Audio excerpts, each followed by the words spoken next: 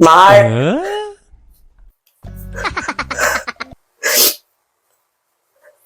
kung nanonood ka man ngayon, nais kong malaman mo, Mark, na namimiss ko na yung rambutan mo. Mark, kasi sa tuwing pinapakain mo ako ng rambutan, iba ang lasa. Manamis-namis.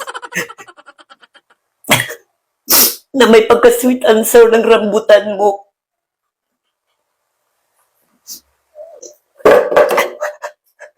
Mark,